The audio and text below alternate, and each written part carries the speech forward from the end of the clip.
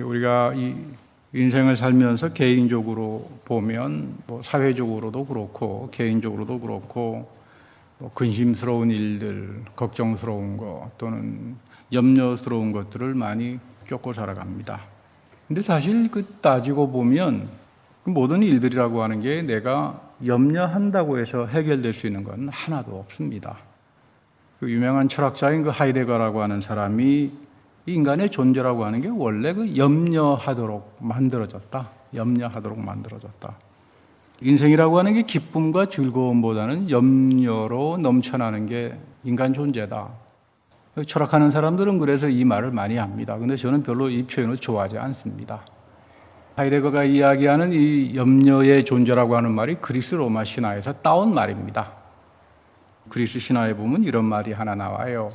제우스가 인간을 만들 때 만들고 이름을 붙여야 되겠는데 이거 이름 붙이기가 참 애매하거든요. 도대체 뭐라고 이거 이름을 붙여야 되나 고민을 하는데 이 옆에 지나가던 시간의 신이 있습니다. 시간을 관장하는 신. 그리스 로마 사람들은 모두가 다 신이라 그러잖아요. 그래서 이 제우스가 시간의 신 사툰 이 존재를 내가 뭐라고 이름을 붙여야 되겠느냐 그랬더니 이 사툰이라는 사람이 내가 이 존재에게 시간을 주었다. 영원하지 않다 이 말이죠. 죽는다 이 말이죠. 그러니까 너는 맨날 죽음을 걱정하면서 살아가라. 그래서 염려라고 지었습니다. 그래서 하이데거라고 하는 사람이 이 말을 이제 갖다 붙여가지고 자기 말인 것처럼 썼는데 철학하는 사람들은 굉장히 심오한 것처럼 그걸 가지고 이야기하는데 저는 뭐가 그렇게 심오한 건지 알다가도 모르겠어요. 사실 우리 그렇잖아요. 염려가 있습니다. 염려 붙들고 안절부절하고 잠 못 자기도 하고요. 그런가 하면 그렇다고 해서 염려가 없는 사람이 없습니다. 염려가 없는 사람도 없지만 염려를 사랑하는 사람도 없습니다. 근데 중국에 보면 염려를 너무나 사랑했던 사람이 한 사람 있죠. 중국 기나라에 보면 어떻게 하면 이거 땅이 무너지는 거 아닌가, 하늘이 무너지는 거 아닌가, 땅이 굳건지지 않는가. 그 염려 때문에 아주 잠 못 자고 살았던 사람, 기인지우라고 하는 사람. 그래서 기우라고 하는 말이 거기서 나옵니다만은. 식음을 전폐했다 그럽니다. 이거 하늘이 무너지면 어떡할까? 밥도 못 먹었대요. 진짜 여러분 하늘이 무너질 거라고 샜노라 하면 그 밥이 들어가겠습니까? 그래서 이 소문을 듣고 지혜로운 사람이 찾아가서 참 딱하다 너 인생이. 하늘은 말이야 기운으로 가득 차 있기 때문에 안 떨어져. 그랬더니 이 사람이 그러면 밤하늘에 별이 떨어지면 어떡할까? 이 사람아 밤하늘의 별도 기운으로 가득 차 있기 때문에 그럼 저 별똥별 떨어지잖아. 저 별똥별이 기운이 다해서 떨어지더라도 너에게는 안 떨어져. 그러니까 염려하지 마라. 마지막 질문이 땅이 꺼지면 어떡하지? 땅도 기운으로 가득 차 있기 때문에 무너지는 일이 없으니까 염려하지 마세요. 그래서 이 사람이 기후로부터 해방당했다. 이런 참 이상한 말이 하나 고사성어에 전해집니다. 그런데 캐나다의 베스트 작가가 쓴 책에 보면 이런 말이 하나 나옵니다. 사람들이 염려하는 것 중에 여러분들이 염려하는 것 중에 40%는 절대로 일어나는 게 아닙니다. 40%는. 그리고 30%는 이미 일어난 거예요. 그러니까 염려하는 것은 과거에 일어난 것 때문에 걱정하는 게 지금까지 영향을 미쳐서 걱정하는 거지 현재와 미래와는 아무런 상관이 없는 거다 이 말이에요. 그러니까 70%는 아무런 관계가 없는 겁니다.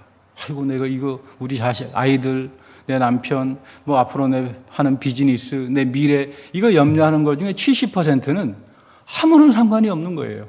분석을 해보니까. 이게 과학적인 거죠.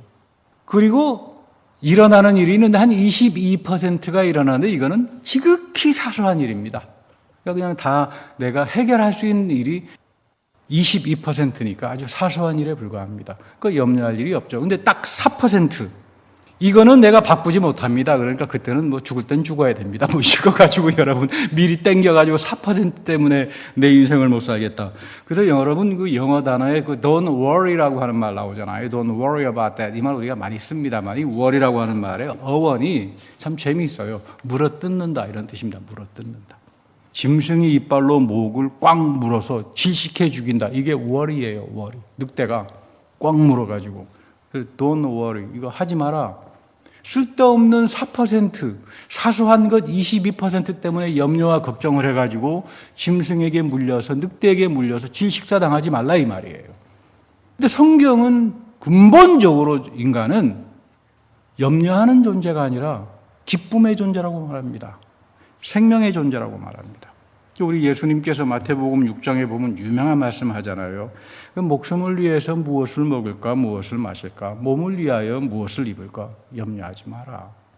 여러분, 지금 이런 말씀이 예수님의 좋으신 말씀이지 정도로 우리는 생각하지만, 당대 예수님이 이 말을 할 때는 이건 폭탄적인, 혁명적인 말입니다. 예수님 시대가 편안한 시대가 아니었습니다. 로마의 압제가 있었죠. 끊임없는 독립운동들이 일어났죠. 젤로당들이 일어나서 전쟁을 벌였죠. 우리식으로 말하면 일본 식민지 시대처럼 로마의 식민지의 시대를 살던 시대였습니다. 이 시대에 많은 사람들이 당연히 무엇을 먹을까, 무엇을 입을까 염려하는 시대입니다. 이 염려하는 시대 속에 염려하지 말라. 염려하지 말라. 이거는 거의 혁명적인 말이죠. 오늘 우리에게도 예수님은 끊임없이 말합니다. 염려하지 마라. 너희들은 염려하는 존재가 아니다. 너희들은 하나님을 믿고 하나님이 주시는 생명을 가지고 살아가는 사람이고 하나님이 너희를 다스리는 자들이지 염려에게 너희들의 인생을 주지 말라. 이것이 예수님의 말씀입니다. 그러니까 여러분, 우리가 기도하면서 참 중요한 기도 하나가 있습니다. 주님, 나의 삶을 다스려 주십시오. 주님의 평화로, 주님의 은혜로 내 삶을 다스려 주시면 나는 염려하지 않게 됩니다. 하나님의 다스림은 평화이고 하나님의 다스림은 생명이고 하나님의 다스림은 정의이기 때문입니다. 그래서 우리 바울도 로마서 8장에서 유명한 말씀을 하잖아요. 육신에 속한 생각은 죽음밖에 없다. 너희들이 죄 가운데 있으면서 염려하기 시작하면 그것이 너희들을 죽음으로 인도한다. 육신에 따라 사는 사람은 육신의 것밖에 생각하지 못한다. 우리가 육신의 가치를 쫓아 살아가게 되면 결국 하나님과 멀어지게 되고 하나님에 대해서 적대감을 가지고 살 수밖에 없게 됩니다. 우리가 믿음 생활을 한다 그러면서도 끊임없이 세상적인 것으로 염려하고 세상적인 것으로 내 삶에 가득 차 있으면 내가 믿음을 가진 사람이라고 하지만 실상은 너는 죽은 자요, 믿음이 있는 자가 아니요, 하나님에 대해서 적대감을 품고 사는 자라는 그런 이야기예요. 중요합니다. 세상에 나가서 어떻게 명예를 얻을까? 부자가 될까? 권력을 잡아볼까? 이 주야로 묵상하는 사람들에게 하나님께서 사랑하는 가치가 들어올 길이 있겠습니까? 그 머릿속에 염려와 죽음밖에 지배 안 하죠. 어느 국회의원을 지내신 장로님의 간증을 보니까 이분이 하도 정치판이 썩어가지고 가서 갈아엎어야 되겠다. 국회에 들어갔는데 정치를 그만두고 보니까 두 가지가 기억에 남는데요. 하나는 억울한 건데 내가 없어도 정치가 너무 잘 돌아간대요. 자기를 찾는 사람이 없대요. 내가 정치 안 하면 대한민국 정치가 다 무너질 줄 알았는데 너무나 잘 돌아가거든요. 마음에 들진 않지만 진짜 억울한 건 자기 배우고 와서 다시 한번 정치하시죠 이런 사람이 없대요. 두 번째 억울한 거는 정치하다가 맨날 교회 빠지고요. 목사님 앞에 꾸중만 듣고요. 하나님을 떠나게 되고 결국 하나님에 대해서 적대감만 가졌는데 사도 바울 선생의 로마서 8장 이 말씀을 자기는 아주 몸으로 절감했다. 이제 그런 말을 하더라고요. 사람이 하나님의 생명, 하나님이 주신 생명을 거스르고 살게 되면은 이거 문제가 생깁니다.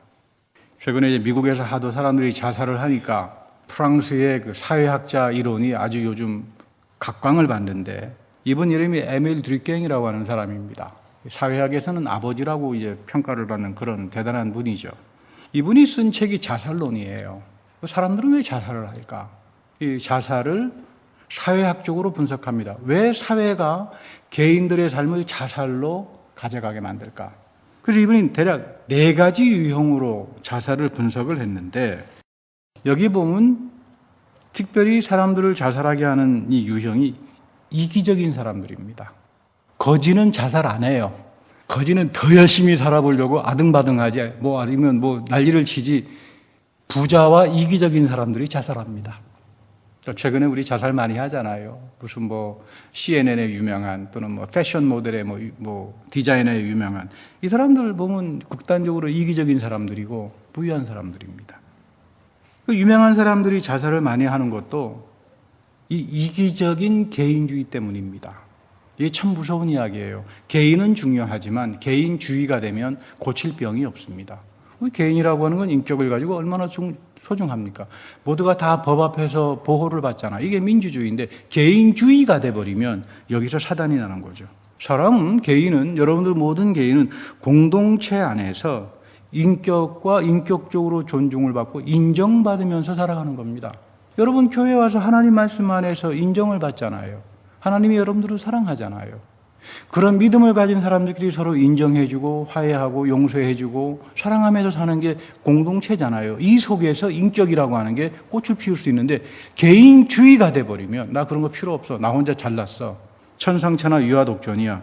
이렇게 살게 되면 이거는 정말로 위험해집니다. 물론 뭐 이제 프랑스 사회를 중심으로 해가지고 에밀 드루킹이라고 하는 사람이 분석을 했지만 이 미국 사회에는 이 드루킹의 자살에 대한 분석이 왜 저럴까? 이게 결국은 미국 안에 담겨져 있는 극단적인 개인주의 그리고 이기주의, 이것이 미국 사회를 좀먹는다. 그런 면에서 여러분 종교생활이라고 하는 건 대단히 중요한 거죠. 내 인생을 살려준다 이 말이에요. 아, 이 교회 안에서 내가 하나님의 사랑을 받고 있구나. 내가 사랑을 받는 것처럼 저 성도도 하나님께서 같이 사랑하는 사람들로구나. 인정해 줄 줄 알고요. 같이 기도해 줄 줄 알고. 이게 세상 사람들의 눈에 보일 땐 아무것도 아닌 것 같지만 굉장한 겁니다. 이 영적인 가치가 대단한 겁니다. 믿음이 우리를 하나님의 생명으로 인도합니다. 그래서 여러분 바람직한 교회는 인정해 줄 줄 아는 교회가 돼야 되고 서로 생명과 평화가 넘쳐나야 되고 절대로 정죄하지 말아야 돼요. 뭐 나하고 다르다 그래서 뭐 우리 교회하고 남의 교회가 어떻고 이런 거 절대 안 됩니다. 서로 인정해 줄 줄 알고 내가 하나님이 나의 죄를 용서하고 사랑해 준 것처럼 남도 똑같잖아요. 뭐 목회자든 뭐 성도들 간에 무슨 차별이 있겠습니까? 이런 부분에 대해서 다 똑같습니다. 그래서 우리 잠언 17장에 보면 유명한 말이 하나 나오죠. 마음의 즐거움은 양약이다. 그러니까 약 먹을 필요 없다. 여러분들은 무슨 건강하기 위해서 약 먹을 필요 없다. 마음의 즐거움을 가지면 정말로 건강해집니다. 그렇잖아요. 우리 웃고 살아야 됩니다. 아, 하나님께서 나에게 성령의 생각으로 나를 채워주면 내 마음이 즐겁게 되잖아요. 성령이 내 생각을 자꾸 지배하게 되고 성령의 생각이 나를 다스리면 내 마음이 즐거워지잖아요. 우리 바울도 그러잖아요. 하나님이 너를 향한 뜻은 즐거워하는 거다. 염려하지 마라. 그런데 심령의 근심은 뼈를 마르게 합니다. 여러분 나의 뼈가 마르고 싶다면 근심해 보세요. 염려해 보세요. 내 뼈가 마릅니다. 짓눌림을 당한다 이 말이에요. 여러분 세상에서는 어떠는지 모르지만 일단 교회 문을 들어올 때는 다 던져놓고 와야 됩니다. 나 염려 안 한다. 살아계신 하나님을 내가 여기서 체험하는 순간들이다. 그렇잖아요. 이 시간만큼은 내가 살아계신 하나님 앞에서 평화를 누리고 생명을 누리고 하나님이 주시는 축복을 누리기 위해서 물론 여러분 우리 인간이 약하니까 저도 그렇습니다. 교회 문을 열고 밖에 나가면 저도 매일 염려하고 사는 기후의 사람입니다만 이 시간만큼은 이 예배하는 시간만큼은 성경을 공부하는 시간만큼은 기도하는 시간만큼은 정말로 하나님의 성령의 생각에 의해서 우리가 지배를 나간다. 이것이 여러분들을 복으로 인도하는 겁니다. 어떤 자료에 보니까 염려가 많은 사람은 보통 사람보다 노화가 6년이 더 빨리 온대요. 빨리 늙습니다. 그러니까 염려가 많은 사람이 외모도 팍싹 늙죠. 그런 거 보면 여러분들의 미모를 보면 참 염려가 없으신 분들이에요. 참 하나님 은혜가 감사하죠. 할렐루야. 여러분 염려하지 말고 살아야 됩니다. 웃고 살아야 됩니다. 저도 많이 안 늙었잖아요. 얼굴이. 염려가 별로 없어서 그래요. 성령의 생각으로 채워지고 살자. 근데 예수님께서 이런 염려를 청산할 수 있는 길이 있다. 그게 뭐냐? 너희들 염려 안 하고 살아도 돼. 그게 뭐냐면 내 삶의 궁극적 관심이 뭐냐를 알아라. 이거 좀 어려운 말입니다. 폴 틸리라고 하는 유명한 신학자가 쓴 말인데 좋은 삶은 궁극적 관심을 하는 거다. 종교라고 하는 건 ultimate concern. 내 인생의 가장 궁극적 관심이 뭐냐? 그거를 알아라. 그것만 알면 다른 거는 모든 문제가 다 풀린다. 여러분들이 갖고 있는 ultimate concern, 궁극적 관심이 뭡니까? 예수님이 제시합니다. 이 궁극적 관심을 가지면 너는 염려로부터 해방당한다. 그리고 정말로 복된 삶을 살 수 있다. 그게 마태복음 6장 33절에 나오는 말씀이죠. 여러분 다 잘 아는 말입니다. 너희는 먼저 그의 나라와 그의 의를 구하라. 그리하면 이 모든 것을 너희에게 더하시리라. 아이고 애게 목사님 그거 다 뭐 초등학교 뭐 주일학교 다닐 때부터 맨날 그 외우던 이야기인데 그게 무슨 뭐 궁극적 관심이고 그렇습니까? 그렇지 않습니다. 이 말이 갖는 내용의 깊이를 여러분 아시면 굉장한 말씀이로구나 이 말씀이. 이거 깨닫게 됩니다. 오늘 특별히 이것을 깨닫는 그런 귀한 시간이 되기를 축복합니다. 그 예수님께서 너가 궁극적으로 관심을 가지고 추구해야 될 것이 뭐냐 하면 이 문제를 추구하면 너의 문제는 다 해결이 된다. 근데 거꾸로 너의 궁극적 관심을 뭐 1차원적으로 먹을 거, 마실 거, 입을 거 이거 두게 되면 결국 너는 망가져진다 이 말이에요. 우선순위 바꾸지 마라. 믿음이라고 하는 건 우선순위를 지키고 사는 겁니다. 오늘 성경 공부 시간에도 말씀드렸잖아요. 믿음이라고 하는 건 하나님의 신실하심을 끝까지 붙들고 하는 거다. 그렇잖아요. 하나님이 약속을 했으면 끝까지 지키신다.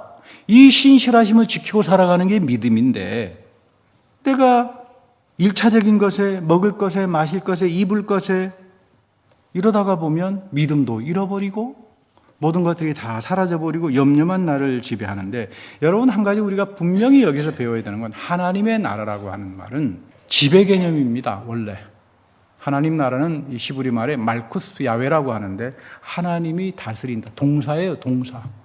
하나님이 다스리신다.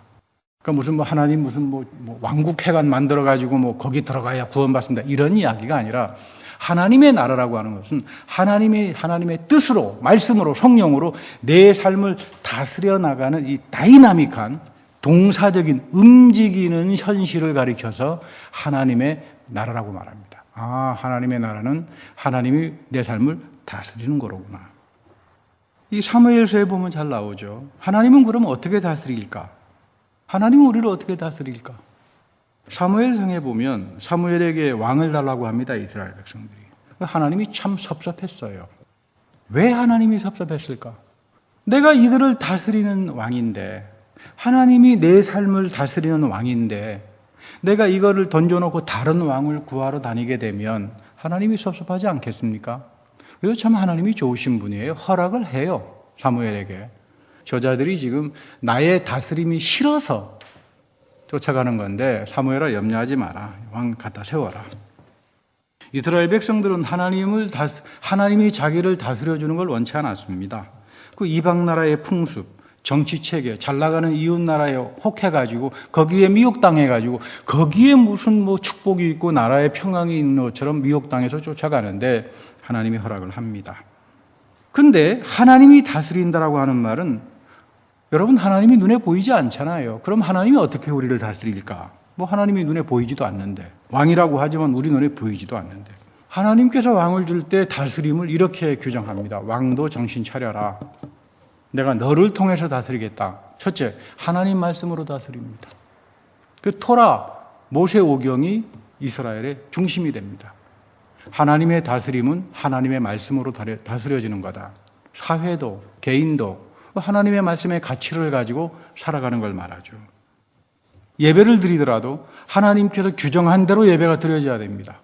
회개를 하더라도 하나님이 질서를 만들어 놓은 것대로 가서 회개를 해야 됩니다. 내 멋대로 내 마음대로 될 수 있는 게 아니다 이 말이에요. 하나님이 그렇게 질서를 만들어 놓는 겁니다. 이게 다스림입니다. 다윗은 그래서 왕으로서 이런 일에 충실했던 사람이었죠.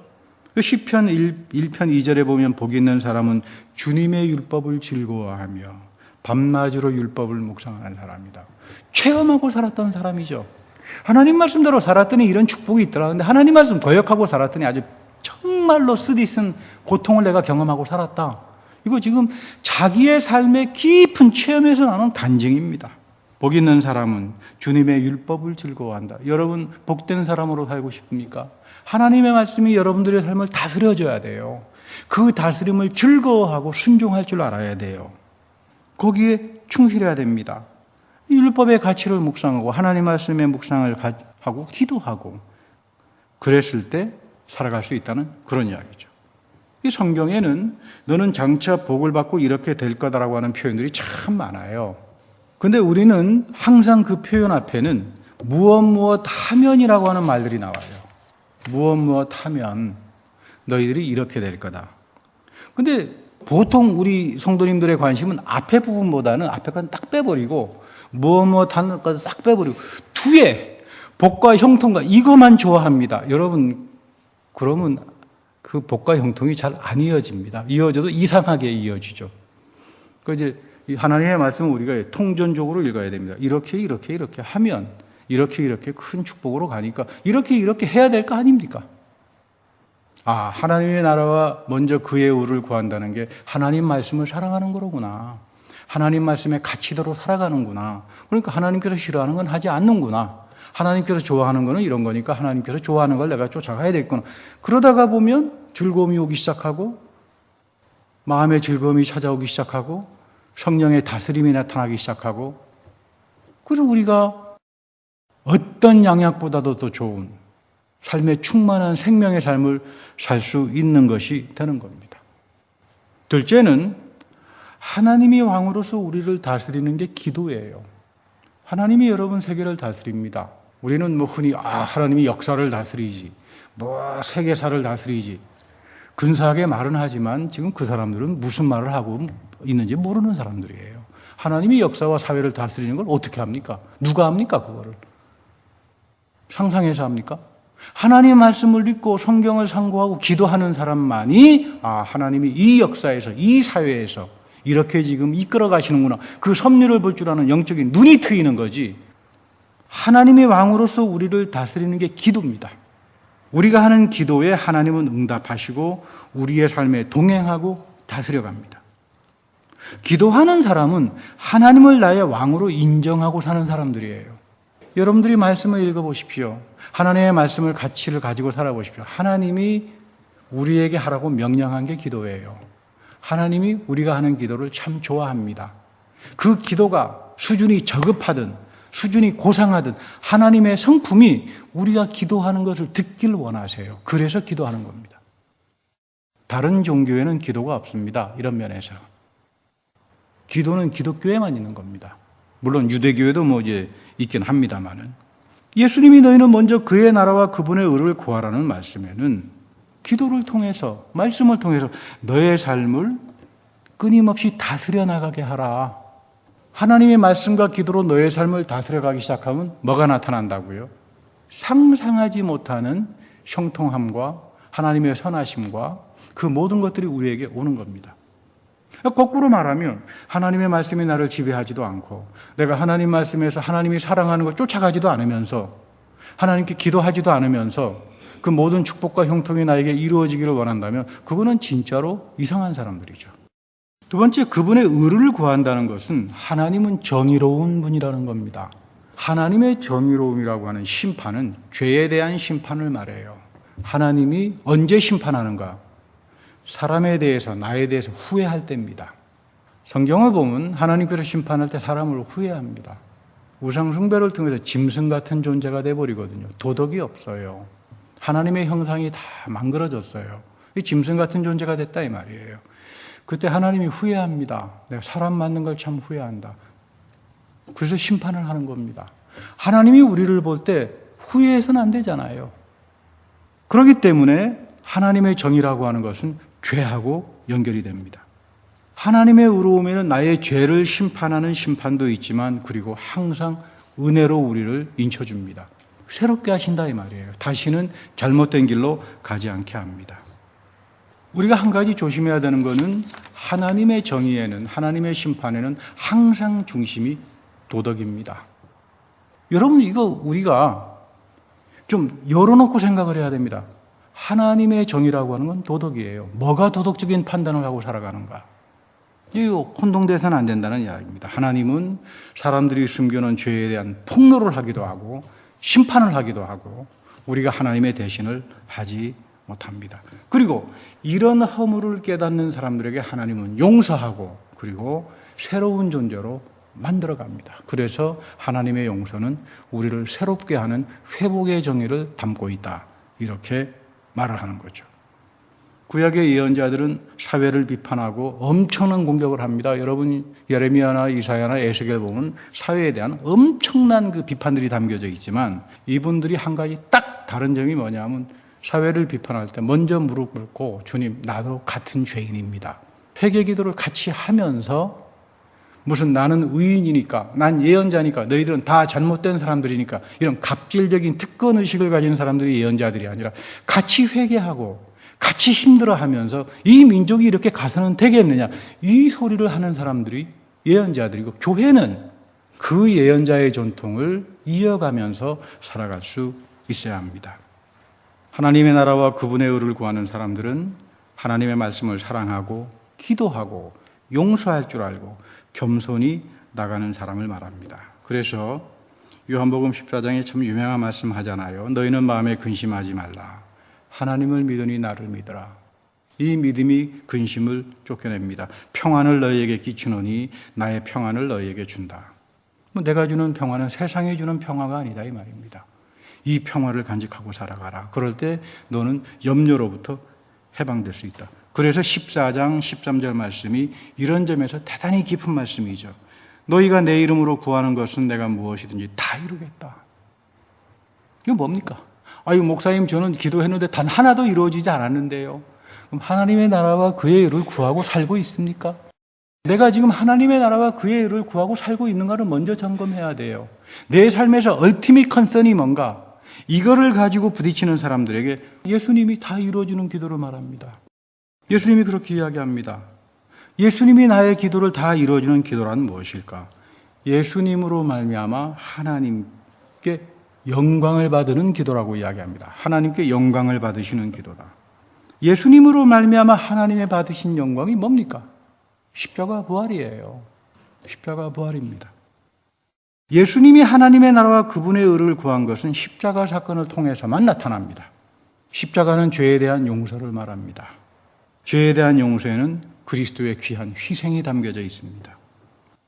내가 하나님의 나라와 그의 의를 구할 때 십자가에서 보여준 그리스도의 겸손과 그의 용서와 그의 복음을 내가 가지고 살아가면서 그걸 내 삶의 복음을 우선순위로 주는 사람들에게 하나님은 살려내고 모든 필요한 것들을 더하게 하시고 복된 삶으로 인도한다라고 하는 이런 이야기입니다.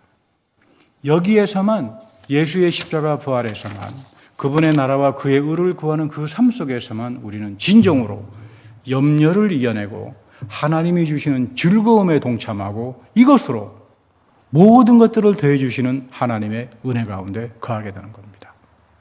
이런 축복이, 이런 기도의 능력을 통해서 모든 염려를 이겨내는 여러분들의 삶이 되기를 축복합니다. 다 같이 기도하겠습니다. 하나님은 우리는 세상에 나가서 간구하고 염려하고 구할 것으로 가득 차 있지만 우리 주님은 먼저 하나님의 나라와 그의 의를 구하라고 합니다. 과연 나의 인생 속에서 하나님이 나를 지배한 것이 아니라, 하나님이 나를 다스린 것이 아니라 나의 뜻과 나의 의로움과 나의 생각이 나를 다스렸음을 고백합니다. 이 시간 그리스도의 십자가 부활 안에서 나타난 하나님의 나라와 그 의를 바라보면서 주님 앞에 헌신하고 복음을 우선순위로 삼아 살아가는 귀한 주님의 백성들이 다 되게 하옵소서. 우리 구주 예수 그리스도의 이름으로 감사하며 기도드립니다. 아멘.